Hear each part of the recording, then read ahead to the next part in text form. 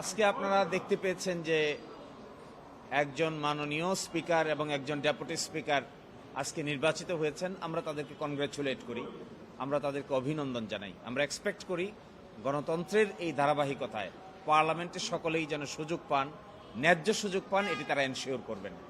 আর আমরা deputy speaker কেন নেই নাই, এটার কারণ গতকালকেই ব্যাখ্যা করা হয়েছে। আমরা বলেছি বর্তমান সংবিধানের আলোকে অনুচ্ছেদ ৭৪ অনুযায়ী একজন স্পিকার একজন ডেপুটি স্পিকার থাকবেন এবং এই ক্ষেত্রে ডেপুটি স্পিকার বিরোধী দল থেকে হওয়ার কোনো বাধ্যবাধকতা নাই।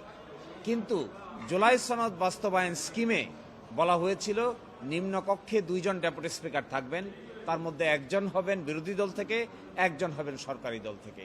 যেহেতু এই সংস্কার প্রস্তাব এখনো বাস্তবায়ন হয় নাই এবং জুলাই সনদ বাস্তবায়ন করার জন্য উপযুক্ত পদক্ষেপ এখনো নেওয়া হয় নাই, সেই জন্য জুলাই সনদ যতক্ষণ পর্যন্ত তার কার্যকারিতা ফিরে না পাবে, জুলাই সনদ বাস্তবায়ন আদেশ যখন গৃহীত না হবে, সেখানে আমরা শুধুমাত্র দয়া এবং অনুকম্পার অংশ হিসেবে ডেপুটি স্পিকারে আমরা অংশগ্রহণ করতে পারি না।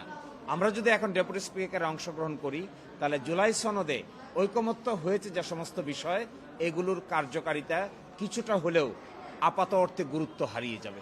এই জন্য আমরা ভেবেছি যে অবশ্যই জুলাই সনদ বাস্তবায়িত হবে, এর যে সংস্কার স্কিম আছে প্রতিটা বাস্তবায়িত হবে, তার অংশ হিসেবে ডেপুটি স্পিকার হবে, ওই ডেপুটি স্পিকারে আমরা অংশগ্রহণ করব, বর্তমান পদ্ধতিতে নয়।